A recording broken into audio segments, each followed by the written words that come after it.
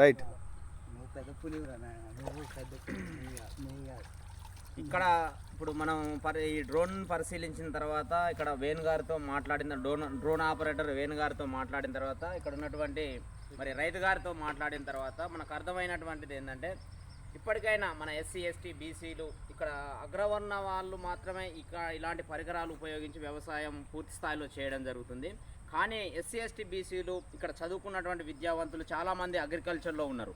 వాళ్లకు ప్రభుత్వమే తప్పకుండా ఈ వసతిని అంటే ఒక సబ్సిడీ రూపంలో మరి తప్పకుండా చదువుకున్నటువంటి పరిజ్ఞానం ఉన్నటువంటి వాళ్ళకు తప్పకుండా ప్రభుత్వమే ఈ పరికరాన్ని ఇచ్చి మరి వ్యవసాయం చేసుకొని వ్యవసాయం మళ్ళా ఇంకో నెక్స్ట్ వచ్చే తరానికి పరిచయం చేసే విధంగా వ్యవసాయం అంటే కేవలం బురదలో పొలినటువంటి రైతునే చూసినాం కానీ ఇంత అధునాతనంగా చేసేటటువంటి రైతును మాత్రం చూస్తలేము. కాబట్టి ఇప్పుడు కొత్త టెక్నాలజీని వాడుకోవాల్సిన బాధ్యత కేవలం ఎస్సీ ఎస్టీ బీసీలు మాత్రం దీన్ని తప్పకుండా వినియోగించుకోవాలనేది మా యొక్క డిమాండు.